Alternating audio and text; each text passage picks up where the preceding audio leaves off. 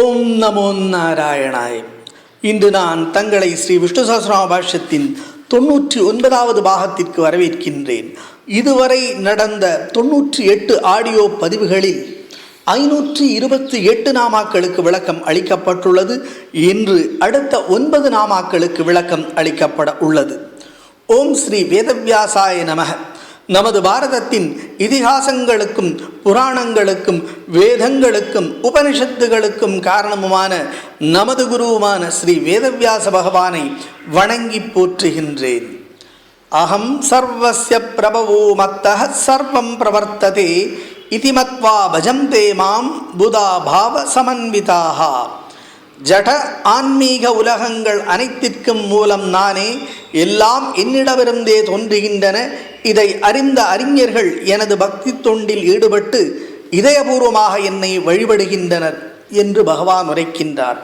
அப்படி பகவானுடைய பக்தி தொண்டில் ஈடுபடக்கூடிய அந்த மனோபாவத்தை வேண்டி பிரார்த்திக்கின்றேன்.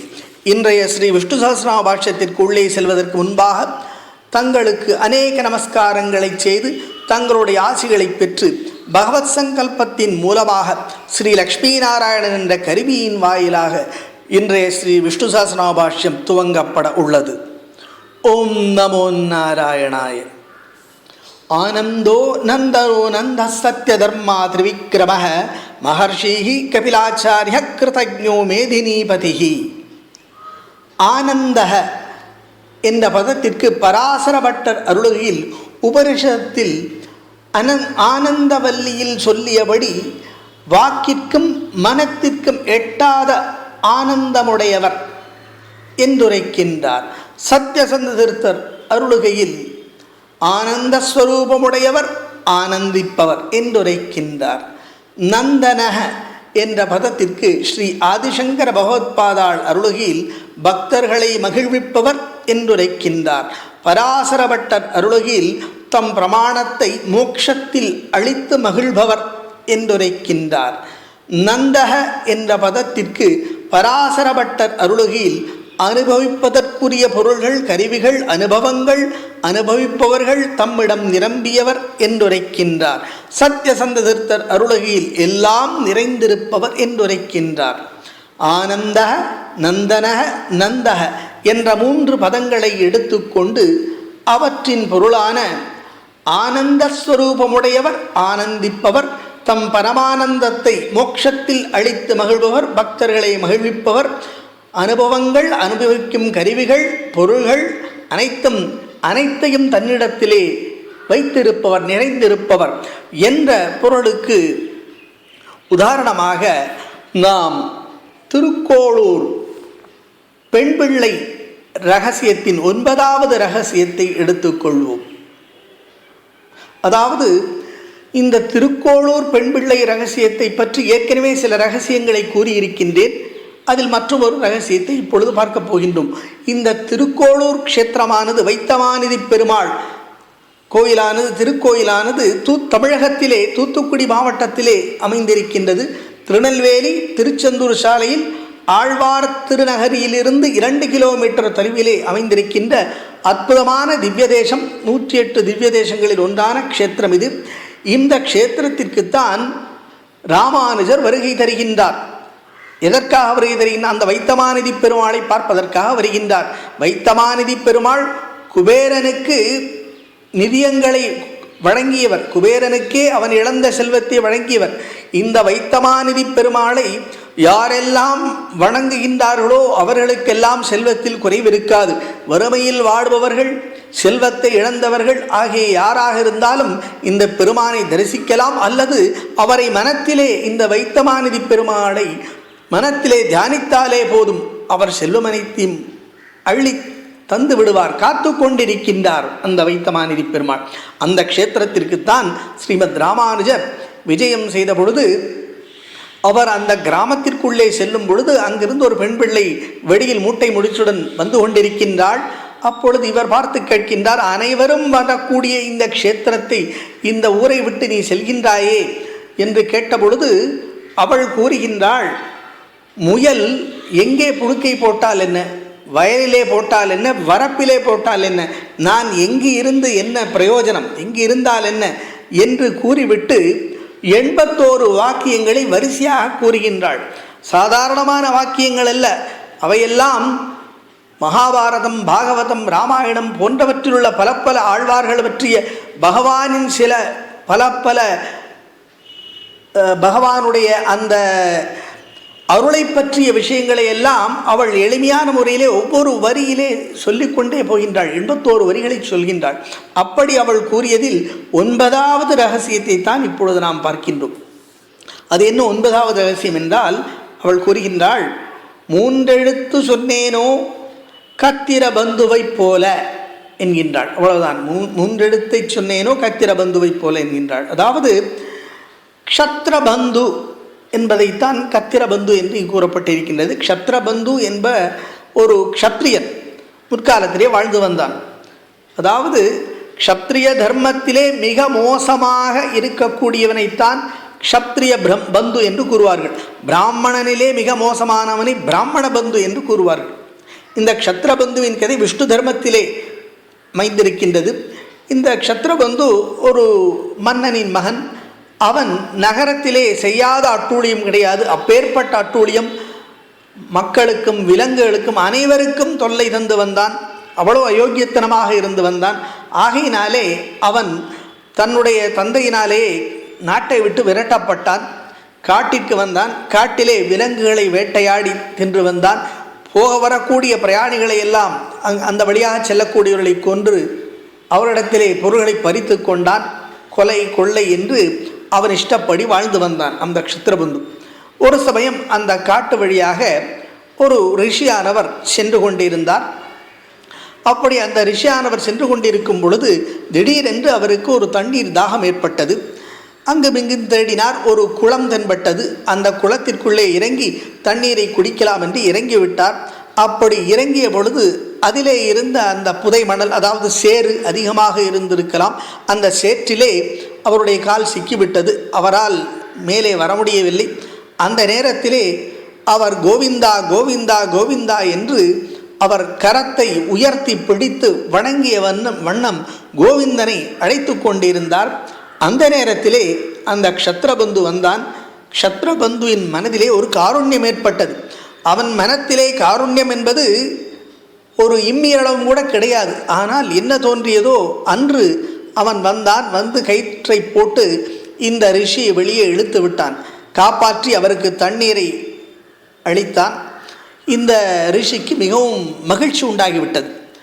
எப்படிப்பட்ட காருண்யம் இவனுக்கு! என்னுடைய உயிரை இவன் காப்பாற்றி இருக்கின்றான், இவனுக்குள்ளும் அந்த பகவான் இருக்கின்றான் என்று அவனை வணங்கி நின்ற பொழுது அவன் கூறினான், சீக்கிரமாக இங்கிருந்து கிளம்பி சென்று விடுங்கள். நான் மிக மோசமானவன், கொடூரமானவன். எதனால் உங்களை காப்பாற்றினேன் என்றே தெரியவில்லை. இருந்தாலும் என்னருகிலே இருப்பது உங்களுக்கு ஆபத்து தான். உடனடியாக இங்கிருந்து கிளம்பி சென்று விடுங்கள் என்று கூறினான். ஆனால் இந்த ரிஷியோ கேட்பதாக இல்லை. இல்லையப்பா, எனக்கு நீ மிகப்பெரிய உபகாரம் செய்திருக்கின்றாய். உனக்குள்ளே அந்த பகவான் இருக்கின்றான். அவனே இந்த உபகாரத்தை செய்யும்படி தூண்டி இருக்கின்றான். ஆகையினாலே உனக்கு ஏதாவது ஒரு நன்மை நான் செய்ய வேண்டும் என்று கூறினார். பொதுவாக மனிதர்கள் பலர் அயோக்கியத்தனம் நிறைந்தவர்களாக இருப்பார்கள், கொடியவர்களாக இருப்பார்கள். எப்படிப்பட்ட மனிதர்களாக இருந்தாலும், மோசமான மனிதனாக இருந்தாலும் அவனிடத்திலும் ஒரு நல்ல பண்பு இருக்கும், கண்டிப்பாக இருக்கும். ஏனெனில் அனைவரிடத்திலும் பகவான் இருக்கின்றான். அப்படி அனைவரிடத்திலும் இருக்கக்கூடிய பகவான் அந்த மோசமானவனிடத்திலும் இருப்பான். அவனுக்குள்ளும் ஒரு நல்ல விஷயத்தை அவன் சொல்லி கொண்டுதான் இருப்பான்.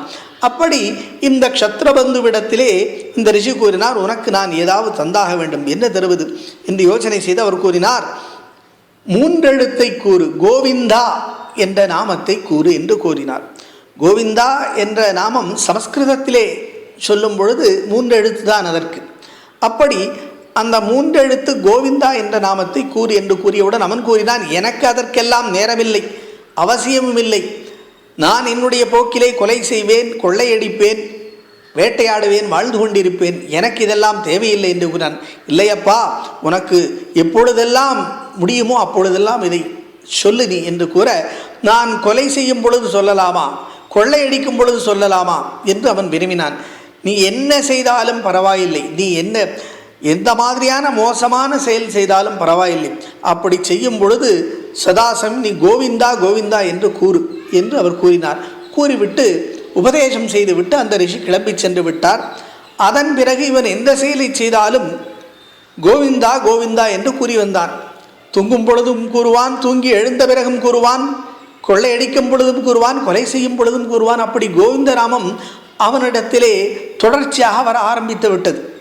அப்படி அந்த கோவிந்த நாமத்தின் காரணமாக அவன் மிக உயர்ந்த மனோநிலை அடைந்தான். அந்த ஜன்மத்திற்கு பிறகு அவன் அடுத்த ஜென்மாவிலே மிகச்சிறந்த விஷ்ணு பக்தனான ஒரு பிராமணனாக பிறந்தான். பிறகு மீண்டும் விஷ்ணு பக்தியிலே ஈடுபட்டு அவன் மோட்சத்தை அடைந்தான். அப்படி பகவானானவன் அந்த மோட்ச ஆனந்தத்தை பக்தர்களுக்கு தருகின்றான். அவனே ஆனந்த ஸ்வரூபன். அப்படி ஆனந்தமாக இருப்பவன் இந்த ஆனந்தத்தை பக்தனுக்கு தந்திருக்கின்றான். அனுபவிப்போரும் அவனாகவே இருக்கின்றான். இந்த மூன்றெழுத்து விஷயத்தை பற்றித்தான் அதாவது தொண்டரடி பொடியாழ்வார் தன்னுடைய திருமாலை என்ற பாசுர தொகுப்பிலே பாடியிருக்கின்றார்.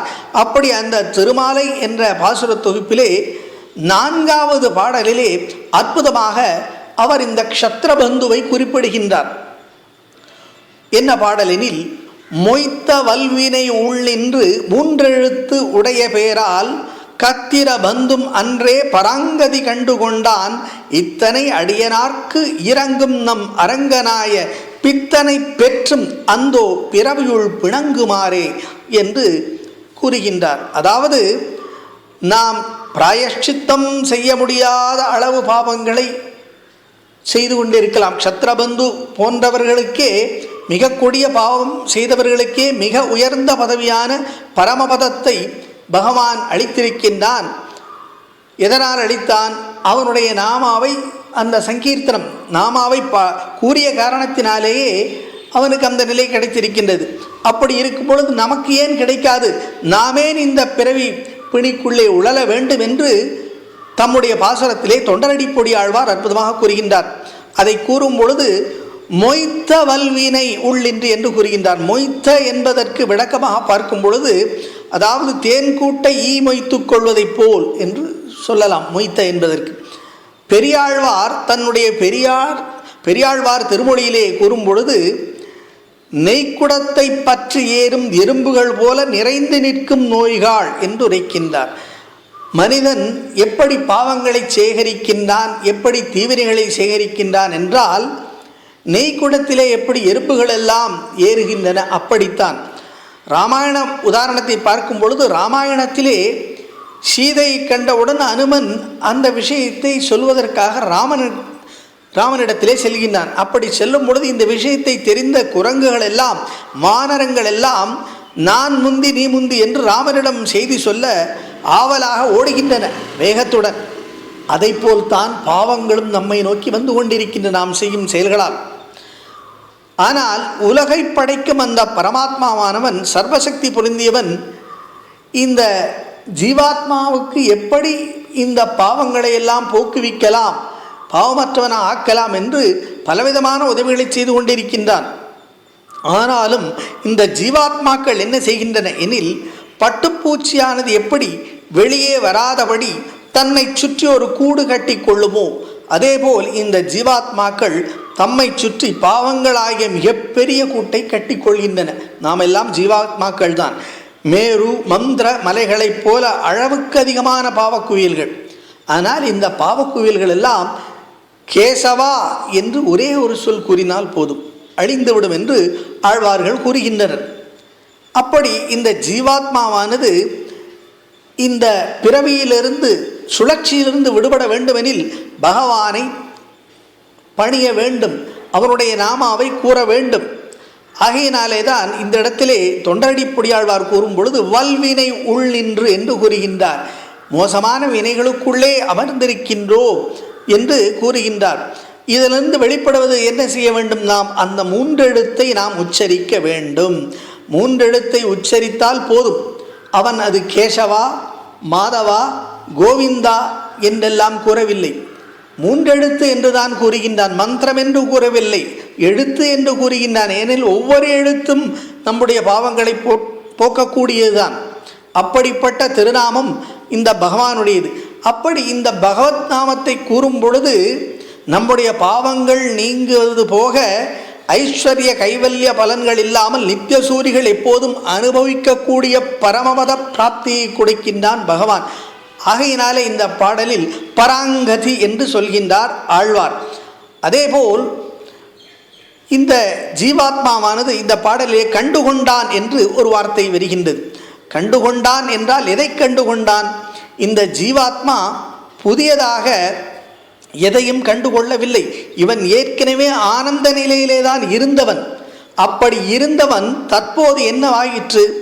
இவன் பாவச்சூழலே விழுந்து விட்டான்.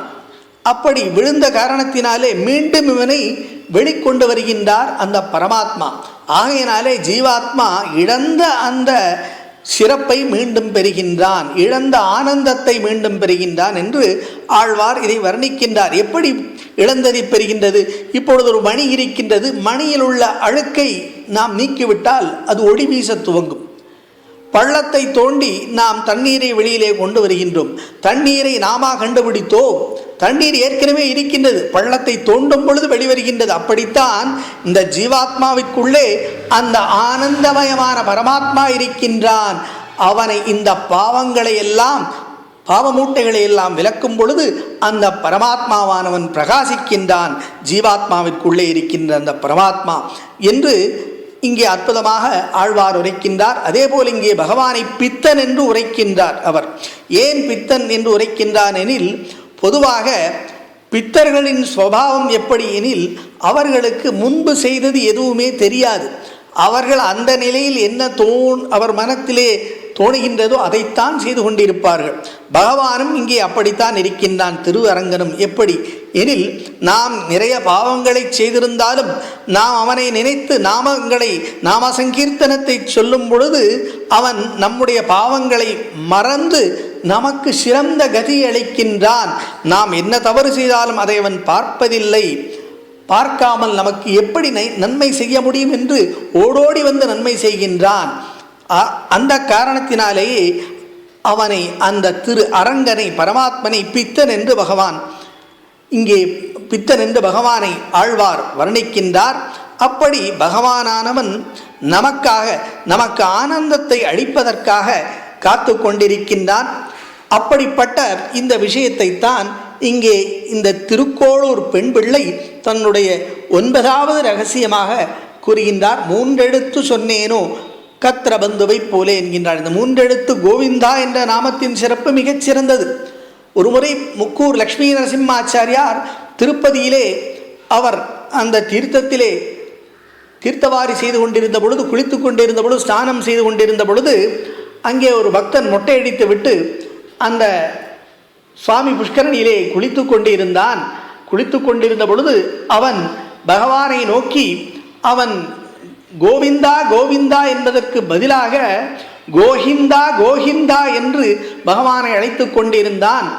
அப்பொழுது இந்த முக்கூர் லக்ஷ்மி நரசிம்மாச்சாரியார் உடனே எழுந்தார். அவர் எழுந்தவர் உடனே சென்று அவனை திருத்த வேண்டும், கோஹிந்தா அல்ல கோவிந்தா என்று கூற வேண்டும் என்று எழுந்தார். எழுந்த வேகத்திலே அவர் அமர வேண்டியதாயிற்று. காரணம், அதற்கு அடுத்ததாக அவன் கூறினான், கோஹிந்தா, நான் வருடம் வருகின்றேன் உன்னை காண்பதற்காக.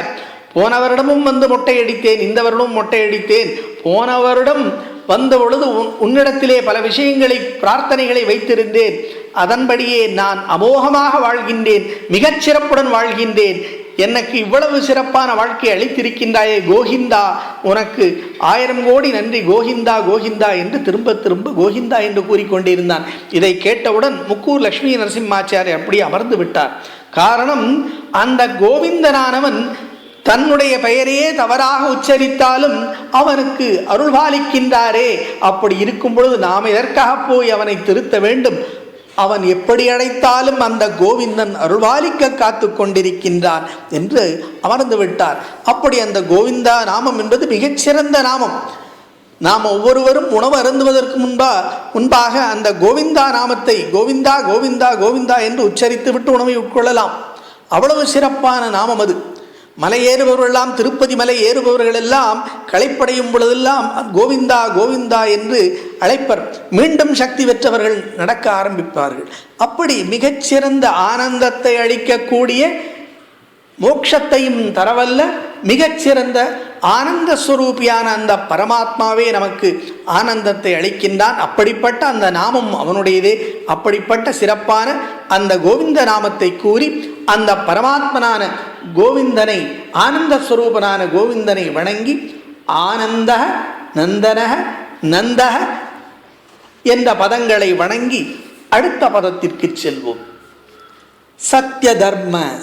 சத்ய தர்மா என்ற பதத்திற்கு ஸ்ரீ சத்யசந்த தீர்த்தர் அருளுகையில் உலகை தாங்குபவர், மேலும் உண்மையான ஞானம் முதலிய தர்மங்களை உடையவர் என்றுரைக்கின்றார்.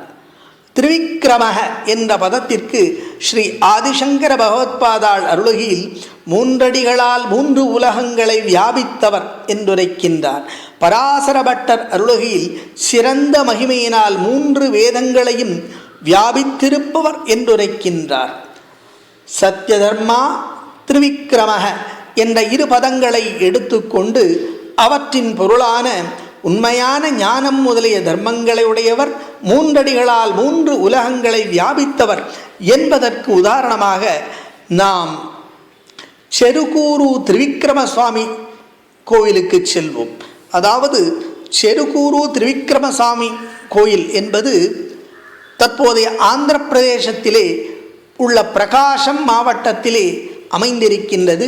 இந்த செருக்கூரு திரிவிக்ரம சுவாமி ஆலயம், இந்த கோவிலானது பபட்லா என்ற சிறு ஊரிலிருந்து 20 கிலோமீட்டர் தொலைவிலே அமைந்திருக்கின்றது. ஆதி காலத்திலே இந்த கோயில் உள்ள பகுதிக்கு இக்ஷ்புரி என்று பெயர். இப்பொழுது இந்த ஊர் செருக்கூரு என்று வழங்கப்படுகின்றது. இந்த பகுதியை முற்காலத்திலே சோழர்கள், பல்லவர்கள், சாளுக்கியர்கள், விஜயநகர சாம்ராஜ்ய மன்னர்கள் போன்ற பல சாம்ராஜ்ய மன்னர்கள் இந்த கோயில் பகுதியை ஆண்டு வந்திருக்கின்றனர். அப்படி இந்த கோவிலுக்கு அவர்கள் அனைவரும் பலவிதமான தங்களுடைய காணிக்கைகளை செலுத்தி இந்த கோயில் விஸ்தாரம் செய்து இதை சிறப்பாக்கி இருக்கின்றனர்.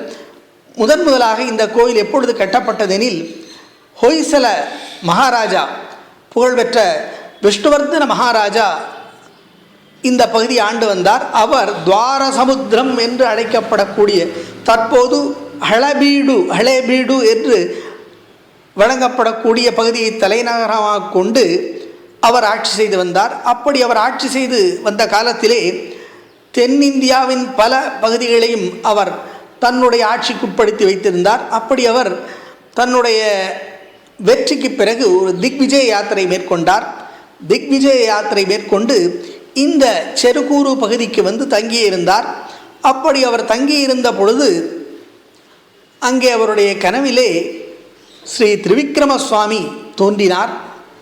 ஒரு அற்புதமான ஒரு இளம் சிவப்பு, பெரியதொரு இளஞ்சிவப்பு கல்லிலே அவர் பிரதானமாக காட்சியளித்தார். ஒரு ஏரி கரையோரமாக ஒரு மரத்தின் அடியிலே நிழல் பகுதியிலே அவருக்கு காட்சியளித்தார். அந்த காட்சியை கண்டவுடன் அந்த ஊரிலே அவர் தேடிய பொழுது ஒரு மரத்தின் கீழே அதே அந்த திரிவிக்ரம சுவாமி அங்கே காட்சியளித்தார். அற்புதமாக ஒரு மிகப்பெரிய ஒரு கல், அந்த கல்லிலே அவர் பகவான் காட்சியளித்து கொண்டிருந்தார். உடனடியாக அவர் பார்த்தார். தன்னுடைய பரிவாரங்களை எல்லாம் அழைத்து பூஜை செய்து, இந்த பகவானை நாம் தொட வேண்டாம், ஏனெனில் இவர் எத்தனை அடி நீளம் பூமிக்குள்ளே சென்றிருக்கின்றார் என்று தெரியாது இந்த திரிவிக்ரமர். ஆகையினாலே இவரை தொடாமலே இவரை சுற்றி கோயிலை கட்டுவோம் என்று அப்படி 4 மண்டபங்கள், கோபுரங்கள் போன்றவையெல்லாம் கட்டப்பட்டன. பிறகு கர்ப்பகிரகம் கட்டப்பட்டது. அப்படி அந்த கர்ப்பகிரகமானது, அதை கர்ப்பகிரகத்தை சுற்றிலும் ஏராளமான சிற்பங்கள், ராமாயணம், மகாபாரதம், பாகவதம் ஆகியவற்றிலிருந்தெல்லாம் ஏராளமான சிற்பங்கள் பொறிக்கப்பட்டு இருக்கின்றன. இங்கே பகவான் அந்த சிலாரூபம், அந்த மிகப்பெரிய கல்லிலே பகவான் காட்சியளிக்கின்றான். அந்த கல்லானது ஏறத்தாழ 9.5 அடி உயரம், 4.5 அடி அகலம் இருக்கின்றது. அதிலே பகவான் அற்புதமாக அந்த கல்லிலே பெரும்பாலும் பகுதியிலே பகவான் திரிவிக்கிரமனாக காட்சியளிக்கின்றார். ஒரு காலை உயர்த்தி பிடித்த வண்ணம் காட்சியளிக்கின்றான். அவனுடைய வலப்பகுதியிலே மகாபலியும் பிரகலாதனும் சுக்கராச்சாரியாரும் காட்சியளிக்கின்றனர். மற்றொரு காலை, தூக்கி பிடித்த காலை, பிரமன் அபிஷேகம் செய்கின்றான், பாதபூஜை செய்கின்றான். பிரமன் அந்த காலுக்கு நாரதர் தும்புருவை இசைத்த வண்ணம் அங்கே பகவானை வணங்கி நிற்கின்றார். பகவான் அங்கே 8 திருக்கரங்களுடன் அற்புதமாக காட்சியளிக்கின்றார். இந்த திருக்கோயிலிலே வாமன ஜெயந்தி, வைகுண்ட ஏகாதசி, ராமநவமி போன்ற விசேஷங்கள் மிகச்சிறப்பாக நடைபெறுகின்றன. தனுர்மாச பூஜையும் சிறப்பாக நடைபெறுகின்றது. பகவான் இங்கே ஞானத்தை அளிப்பவனாக இருக்கின்றான். அதாவது ஒருவனுடைய அகங்காரத்தை போக்குவனாக, மகாபலி சக்கரவர்த்தியின் அகங்காரத்தை, தான் என்ற அவனுடைய அகந்தையை போக்கி அவனுக்கு ஞானமளித்தான் பகவான். அப்படி ஞானத்தை உபதேசம் செய்பவனாக இங்கே பகவான் அற்புதமாக காட்சியளிக்கின்றான். ஸ்வயம்புவாக இருக்கின்றான் பகவான் இங்கே. அப்படி இந்த தலத்திற்கு மற்றொரு சிறப்பு யாது எனில், இந்த திரிவிக்கிரமர் உள்ள இந்த செருக்கூரு கோயிலுக்கு அருகிலேயே சிவன் கோயிலும் இருக்கின்றது. அதாவது அகஸ்திய முனிவர் தன்னுடைய மனைவியான லோபமுத்ராவுடன் இங்கே வந்து தங்கி இருக்கின்றார். அப்பொழுது லோபமுத்ராவின் வேண்டுகோளுக்கு இணங்க அவர் அங்கே சிவலிங்க பிரதிஷ்டை செய்தார். பஞ்ச சிவலிங்க க்ஷேத்திரங்கள் இருக்கின்றன. அதில் ஒரு க்ஷேத்திரம்தான் இந்த செருக்கூரு அகஸ்தீஸ்வர ஆலயம் அருகிலேயே இருக்கின்றது. இந்த ஆலயத்தின் விசேஷங்களும் இந்த திரிவிக்ரமசுவாமி ஆலயத்தின் விசேஷங்களும் ஒரு சேர நடைபெறும். அப்படி ஒரு சேர நடைபெறும் பொழுது இங்கே ஒரு சைவ வைணவ ஒரு பிணைப்பு இந்த பகுதியிலே இருக்கின்றது. அப்படிப்பட்ட சிறப்பான கிராமம் இந்த செருக்கூரு. அது மட்டுமல்ல, இந்த கோவில் சுற்றுப்பிரகாரத்திலே ஏராளமான சிற்பங்கள் அமைக்கப்பட்டிருக்கின்றன. இந்த கோவிலிலே தனித்தனி சந்நிதிகள், ஸ்ரீதேவி, பூதேவி, ஆழ்வார்கள் தனித்தனி சந்நிதியில் இருக்கின்றனர். ஆஞ்சநேயர் திரிவிக்கிரமனை வணங்கிய வண்ணம் இருக்கின்றார். கணபதிக்கும் ஒரு சந்நிதி இருக்கின்றது, நாகனுக்கும் இருக்கின்றது. இந்த பகவானை வந்து வேண்டுபவர்கள் சுபிக்ஷத்தை பெறுகின்றனர், தோஷங்களை நிவர்த்தி செய்து கொள்கின்றனர். அதேபோல் ஞானத்திலே மிகச்சிறப்பான நிலையை அடைகின்றனர். அப்பேற்பட்ட சிறப்பான க்ஷேத்திரம்தான் இந்த செருக்கூரு திரிவிக்கிரம சுவாமி ஆலயம்.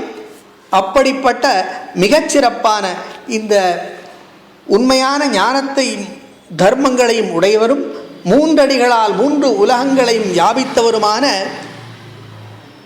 இந்த செருக்கூரு திரிவிக்கிரம சுவாமியை வணங்கி சத்ய தர்மா திரிவிக்கிரம என்ற பதங்களை வணங்கி அடுத்த பதத்திற்கு செல்வோம்.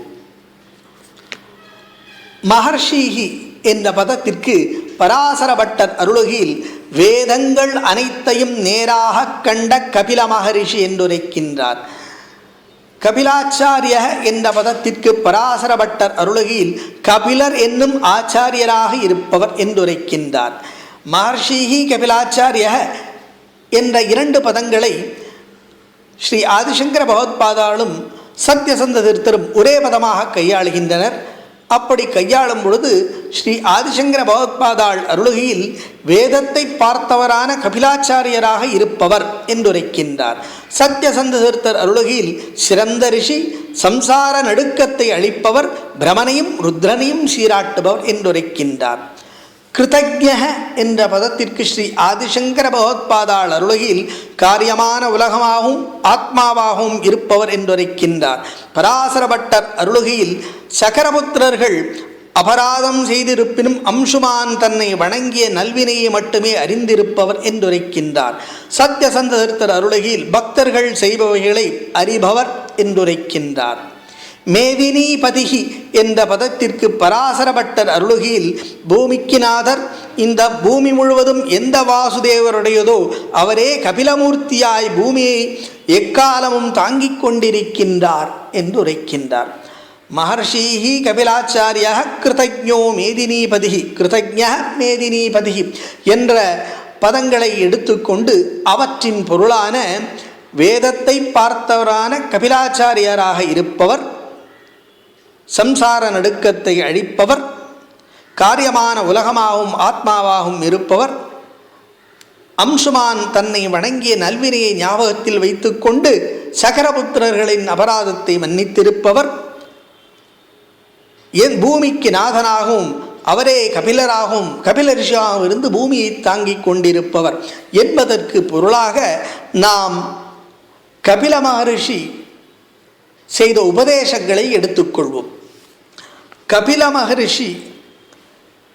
மகரிஷியை பற்றி நாம் ஏற்கனவே அவருடைய சரித்திரத்தை பார்த்திருக்கின்றோம். இப்பொழுது அவருடைய உபதேசங்கள் சம்பந்தப்பட்ட சில விஷயங்களை பார்ப்போம். இருந்தாலும் அவருடைய பிறப்பையும் பார்த்து விடுவோம். பிரம்மனின் மகனான கர்தம ரிஷிக்கு பிரம்மர் ஒரு கட்டளையிட்டு இருந்தான். யாது எனில், நீ இந்த பூமியிலே மக்களை பெற்றெடுக்க வேண்டும் என்று கூறியிருந்தார். ஆனால் அவருக்கோ மகாவிஷ்ணுவை நோக்கி தவம் செய்வதை தவிர வேறு எதிலும் நாட்டமில்லை. அப்படி அவர் மகாவிஷ்ணுவை நோக்கி தவம் இருந்தார். அப்படி தவம் இருந்த பொழுது மகாவிஷ்ணு அவருக்கு காட்சி அளித்து, நீ திருமணம் செய்து கொள்ள வேண்டும், தேவஹூதி என்ற பெண்ணை திருமணம் செய்து கொள், அவள் வந்து சேருவாள் என்று கூறினார். அப்படியே நான் உனக்கு மகனாக பிறப்பேன், அதன் பிறகு நீ சந்நியாசம் மேற்கொண்டு தவம் இருந்து என்னை வந்தடையலாம் என்றும் கூறி அனுப்பிவிடுகின்றார். அப்படி இந்த கர்தமர் தேவஹூதி, மனுவின் மகளான தேவஹூதியை மணந்து கொள்கின்றார். அவருக்கு 9 பெண்கள் பிறக்கின்றனர். அந்த 9 பெண்களையும் திருமணம் முடித்து வைக்கின்றார். கலா என்ற பெண்ணை மரீச்சிக்கும் அனசூயாவை அத்ரி மகரிஷிக்கும், ஸ்ரத்தாவை ஆங்கீரச மகரிஷிக்கும், ஹவிர்புவை புலஸ்திய மகரிஷிக்கும், கதியை புலக மகரிஷிக்கும், கிரியாவை கிரது மகரிஷிக்கும், கியாதியை பிருகு மகரிஷிக்கும், அருந்ததியை வசிஷ்ட மகரிஷிக்கும், சாந்தியை அதர்வ மகரிஷிக்கும் மணமுடித்து வைத்தார். அதன் பிறகு பகவான் அவருக்கு கூறிய வாக்கின்படி தேவஹூதிக்கு மகனாக பிறந்தார். பிறகு கர்தமர் கிளம்பி காட்டிற்கு சென்று விட்டார். இந்த தேவஹூதியானவள் இந்த சிறுவனான கபிலனிடத்திலே, கபிலன்தான் பகவான் என்று அவளுக்கு தெரியும், அவனிடத்திலே தன்னை உய்விக்கும்படி வேண்டி கேட்டுக்கொள்கின்றாள். எனக்கு யோகத்தை கூறு, என்னுடைய வாழ்க்கையை மேம்படுத்து என்றெல்லாம் தாயானவள் மகனான கபிலனிடத்திலே பிரார்த்தனை செய்து கொள்கின்றாள். அப்பொழுது கபில மகரிஷி ஆனவர் மகிழ்ந்து தாய்க்கு யோகங்களை கூறுகின்றார், பலவிதமான யோகங்களை கூறுகின்றார். சாங்கிய யோகத்தை போதிக்கின்றார். அந்த தேவஹூதியின் மூலமாகத்தான் சாங்கிய யோகம் இந்த உலகத்தினருக்கு கிடைத்தது. அப்படி பகவான் கபிலராக வந்து பலவிதமான யோகங்களை கூறுகின்றார். அப்படி கூறும் பொழுது தன்னுடைய தாயிடத்திலே வரிசையாக கூறுகின்றார். இறுதியிலே அவர் கூறும் பொழுது பக்தி மார்க்கமே சிறந்தது, எளிமையானது என்றும் கூறுகின்றார். அப்படி தேவஹூதியானவள் முதலில் கேட்கும் பொழுது அவர் கூறுகின்றார், தாயே, மனம்தான் காரணம். இந்த நம்முடைய மனம் இருக்கின்றதல்லவா, உங்களுடைய மனம், அந்த மனமே பந்தத்திற்கு காரணமாக அமைந்திருக்கின்றது. பந்தத்திற்கு காரணமும் இந்த மனம்தான், விடுதலைக்கு காரணமும் இந்த மனம்தான். இந்த மனமானது 3 குணங்கள் சம்பந்தப்பட்டது. இந்த முக்குணங்களிலே ஏதோ ஒரு குணம் சற்று மாறும் பொழுது உணர்வுகளுடன் அந்த குணம் சேர்ந்து கொள்கின்றது. பிறகு நம்முடைய மனமானது அந்த உள்நோக்கி பிரயாணத்தை விட்டு வெளிநோக்கி பயணப்படுகின்றது. புலன்கள் சம்பந்தமான பொருள்களை நாடி செல்கின்றது. அப்படி இந்த புலன்களை மகிழ்விப்பதற்காக அதற்குண்டான பொருள்களை அனுபவிக்கக்கூடிய தன்மையை நாடுகின்றது. அப்படி நாட ஆத்மனிலிருந்து விடுபட்டு வெகு தொலைவில் இந்த மனமானது சென்று விடுகின்றது. ஆனால் இதே விஷயத்தை மனமானது உள்நோக்கி செலுத்தினால், புருஷனிடத்திலே, அந்த ஈஸ்வரனிடத்திலே, நாராயணனிடத்திலே செலுத்தினால் கண்டிப்பாக இந்த புலன்களை கடந்து மனமானது மிகச்சிறந்த ஒரு தன்மையை அடையலாம். அந்த தன்மை சித்த சன்யமனா என்று கூறலாம். அதுவே முதல் கட்டம். அப்படி அந்த முதல் கட்டத்திலே காம குரோதங்கள் போன்ற விஷயங்கள் எல்லாம் மனத்தை விட்டு அகன்றுவிடும். பிறகு மனத்திலே பற்றற்ற தன்மை ஏற்பட்டு வைராக்கியம் ஏற்படும், ஞானம் ஏற்படும், பிரம்மத்தை உணரலாம் என்று கூறுகின்றார். இப்படி பலவிதமான வழிகளை கூறுகின்றார். எத்தனை வழிகள் இருந்தாலும் எல்லாவற்றிலும் சிறந்த வழி தாயே பக்தி மார்க்கம்தான், பக்தி யோகம்தான் சிறந்தது என்று கூறுகின்றார். அதாவது நாம் சங்கத்துக்கு உட்பட்டிருக்கின்றோம். சங்க என்றால் பந்தம், பற்று என்று பொருள். நாம் இந்த உலகப் பொருள்களாகிய விஷயங்களின் மேலுள்ள பற்றை திருப்பி அதே பற்றை பகவானிடத்திலே கொள்ள வேண்டும், நாராயணனிடத்திலே பற்று கொள்ள வேண்டும். அப்படி கொள்ளும் பொழுது அந்த பற்றானது நம்மை உயர்த்திவிடும். அப்படி உயர்த்தும் பொழுது நம்முடைய மனமானது முக்த சங்கம் என்ற நிலையை அடைந்துவிடும். பிறகு நாம் சாது சங்கத்தை மேற்கொள்ள வேண்டும், சாதுக்களுடைய தொடர்பை ஏற்படுத்தி கொள்ள வேண்டும், சத் சங்கம் நமக்கு ஏற்பட வேண்டும். சத் சங்கம் ஏற்படும் வேண்டுமெனில் சாதுக்களை நாம் சென்று அணுக வேண்டும். சாதுக்கள் என்பவர் யார்? சாதுக்கள் என்பவர்கள் இந்த உலகத்தினாலே ஏற்படக்கூடிய, இந்த உடலுக்கு ஏற்படக்கூடிய துன்பங்கள், வலிகள் போன்றவற்றிலிருந்து விடுபட்டவர்கள்.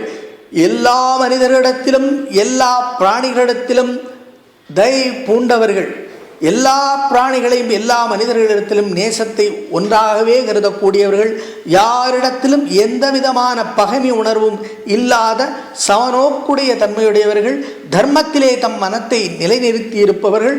அவர்களுக்கென்று சொந்த பந்தம் யாரும் கிடையாது, அவர்களுக்கு வேறு எந்த நினைவும் கிடையாது. நாராயணனின் அந்த பகவானின் நினைவை தவிர வேறு எந்த நினைவும் இல்லாதவர்கள்தான் சாதுக்கள்.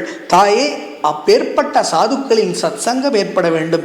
அப்படி சாதுக்களின் சத்சங்கம் ஏற்படும் பொழுது அவர்களின் மூலமாக என்னை பற்றிய, அதாவது நாராயணனை பற்றிய, என்னை பற்றிய கதைகளை அவர்கள் பேசுவார்கள், என்னை ஸ்மரணம் செய்வார்கள். அப்படி செய்யும் பொழுது, அதிலே ஊறும் பொழுது ஒரு ஸ்ரத்தை ஏற்படும். அந்த ஸ்ரத்தையின் மூலமாக பக்தி ஏற்படும். அந்த பக்தியே பிறகு முக்திக்கு காரணமாக அமையும் என்று கூறுகின்றார். அப்பொழுது அந்த தேவகூதி கேட்கின்றாள், மகனே, எனக்கு வேதங்களை பற்றி தெரியாது, கடினமான வழிகள் எல்லாம் தெரியாது, சுலபமான வழியை நீ கூற வேண்டும் என்று கூற மீண்டும் கூறுகின்றார், தாயே, பக்தி யோகம்தான் மிக எளிமையானது, அதுவே சிறந்தது. நாராயணனை மனதிலே நிறுத்தி கொள்ளுங்கள். அனைத்து விதமான கர்மங்களும் பஞ்சை, அதாவது நெருப்பை கண்ட பஞ்சு எப்படி எரிந்து போகின்றதோ அப்படி உங்களுடைய கர்மாக்கள் எல்லாம் எரிந்து சாம்பலாகிவிடும் என்று அந்த பக்தி யோகத்தை, எளிமையான பக்தி யோகத்தை உரைக்கின்றான்.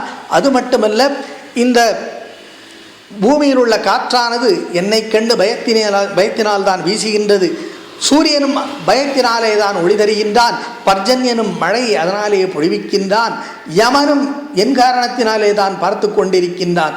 ஆனால் எவனொருவன் கர்மங்களை எல்லாம் அழித்து பக்தி யோகத்திலே தன்னுடைய மனத்தை நிலைநாட்டி என்னுடைய பாதகமனத்தை பற்றி இருக்கின்றானோ அவன் இந்த காலச்சக்கரத்தை கண்டு பயந்து கொள்ள வேண்டிய அவசியமில்லை என்று பலவாறு உபதேசம் செய்கின்றார்.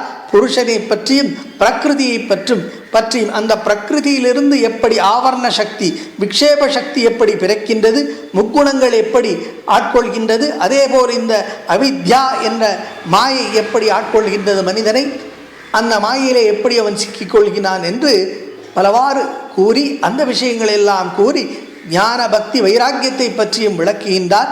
இறுதியிலே இந்த சாங்கிய யோகத்தை எல்லாம் போதித்துவிட்டு அந்த கபில மகர்ஷி பகவானான ஸ்ரீமன் நாராயணனே கபிலராக அவதரித்திருக்கின்றார். அவர் சென்று விடுகின்றார். சென்று அவர் செல்லும் வழியிலெல்லாம் தாயை விட்டு செல்கின்றார். செல்லும் வழியிலெல்லாம் சித்தர்களும் சரணர்களும் கந்தர்வர்களும் அவரை வணங்குகின்றனர், கடலும் வணங்குகின்றது. அப்படி ஏதோ ஒரு அமைதியான இடத்திலே, பூமிக்கடியிலே ஆழமான ஒரு பகுதியிலே அவர் ஒரு குகையிலே சென்று தியானத்திலே ஈடுபட்டு விடுகின்றார் கபில மகரிஷி. அப்படி அவர் ஈடுபட்ட சமயத்திலே தான் ஒரு சமயம் இந்த பகீரதன், அதாவது கங்கையை கொண்டு வந்தானே பூமிக்கு, அந்த பகீரதனின் முன்னோர்கள் சகரபுக்தர்கள் 60,000 பேர் தங்களுடைய குதிரையை காணவில்லை என்று பூமியை தோண்டி கொண்டு சென்று அந்த கபில மகரிஷி தான் திருடன் என்று அவரை தாக்க முற்பட்ட பொழுது அவர் எதுவும் செய்யவில்லை. சாதாரணமாக கண்ணை திறந்து பார்த்தார். அத்தனை பேரும் சாம்பலாகிவிட்டனர். பிறகு பகீரதன் முயற்சியாக அவர்களுக்கு நல்ல விமோசனம் கிடைத்தது. அப்படி இந்த கபில மகரிஷி அமைதியான முறையிலே அங்கே சென்று தியானத்திலே அமர்ந்திருந்தார். இந்த அவருடைய தாயான தேவகூதியும் மிகச்சிறந்த அந்த பக்தியோகத்தை பின்பற்றி எந்த பந்த பாசம் அற்று தன்னுடைய மனதை தன்னுடைய மகனின் மீது, அதாவது ஸ்ரீமன் நாராயணன் மீது நிலைநிறுத்தி மிகச்சிறந்த பிரம்ம நிலையை அடைந்தாள். அப்படி அவள் அந்த பிரம்ம நிலையை அடைந்த இடம் மிகச்சிறந்த புனிதமான இடமாக கருதப்படுகின்றது. அந்த இடத்திற்கு தீர்த்தம் என்று பெயர். அவள் எந்த இடத்திலே தன்னுடைய உடலை உகுத்தாளோ அந்த இடத்திலே அந்த உடலானது ஒரு நதியாக மாறிவிட்டது. அந்த நதியிலே தேவர்களும் வந்து ஸ்நானம் செய்து தங்களை மேலும் மேலும் தூய்மைப்படுத்தி கொண்டனர். அப்படிப்பட்ட மிகச்சிறந்த உயர்வான நிலையை அந்த தேவகூதி அடைவதற்கு இயலாத உயர்ந்த நிலையை அடைந்து விட்டாள்.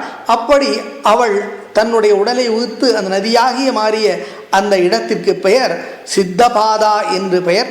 அப்படி ஜீவன் முக்தர்கள் அடைய முடியாத நிலையை அவள் அடைந்து விட்டாள். பகவானானவன் அப்படி பக்தி யோகத்தை அங்கே மிகச்சிறப்பாக அங்கே அவளுக்கு எடுத்துரைத்தான். கபில மகரிஷியாக வந்து கபிலாச்சாரியனாக வந்து அங்கே அவள் மூலமாக நமக்கெல்லாம் இந்த லோகத்தில் உள்ள மாந்தர்களுக்கெல்லாம் அற்புதமாக எடுத்துரைத்தான். இப்படி பகவானை அடைவதற்கு பல வழிகள் இருக்கின்றன. பாகவதத்திலே கூறும் பொழுது ஒரு அற்புதமான ஒரு ஸ்லோகம் இருக்கின்றது பாகவதத்திலே. அதாவது பிரகலாதனை ஹிரண்ய கசுபுவானவன் கேட்கின்றான். அவனுடைய தந்தை எதற்காக விஷ்ணுவை வணங்க வேண்டும், ஏன் வணங்க வேண்டும் என்று பலவாறு கேட்கும் பொழுது அவன் வரிசையாக பல பல ஸ்லோகங்களை கூறுகின்றான். அதிலே ஒரு சிறிய ஸ்லோகத்தை நாம் இப்பொழுது பாகவதத்திலிருந்து ஒன்றை எடுத்துக்கொள்வோம். பிரகலாதன் கூறுவது: ஸ்ரவணம் கீர்த்தனம் விஷ்ணோ ஸ்மரணம் பாத சேவனம் அர்ச்சனம் வந்தனம் தாஸ்யம் சாக்கியம் ஆத்மநிவேதனம் என்று கூறுகின்றான். அதாவது பகவானை அடைவதற்கு, பகவானை வணங்குவதற்கு, அடைவதற்கு இந்த 9 வழிகள் என்று கூறுகின்றான் பிரகலாதன். என்ன வழிகள்? 9 வழிகள் என்றால், முதலாவது ஸ்ரவணம். ஸ்ரவணம் என்றால் பகவானின் நாமாவை காதில் கேட்பது. பகவான் நாமாவை யாராவது கூறிக்கொண்டிருந்தால் அந்த ராமா ராமா கோவிந்தா கேசவா என்றெல்லாம் கூறும்பொழுது அதை கேட்பது, அதுதான் ஸ்ரவணம். இரண்டாவது கீர்த்தனம்.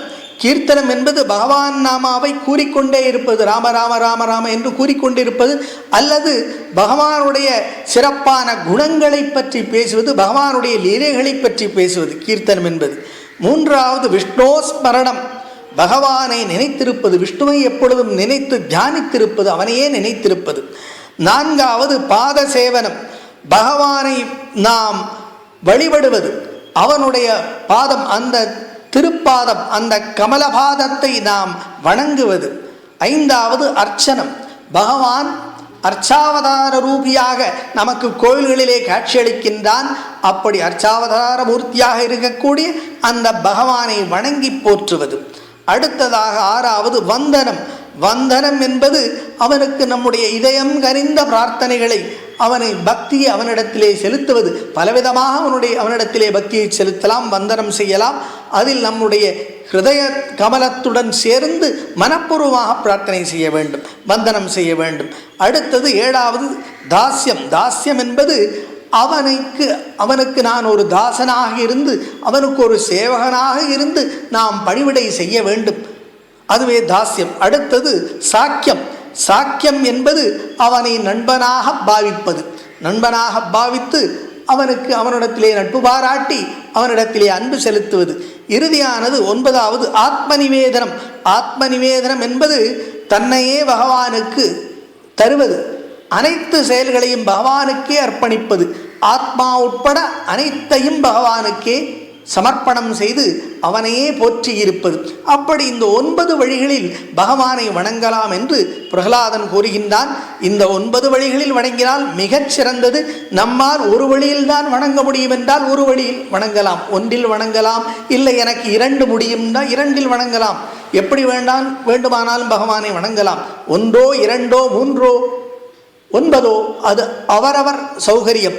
ஆனால் இந்த முறையிலே ஸ்ரவணம் கீர்த்தனம் விஷ்ணோஸ்மரணம் பாதசேவனம் அர்ச்சனம் வந்தனம் தாஸ்யம் சாக்கியம் ஆத்மநிவேதனம் என்று 9 வழிகளை நமக்கு பிரகலாதன் அளித்திருக்கின்றான்.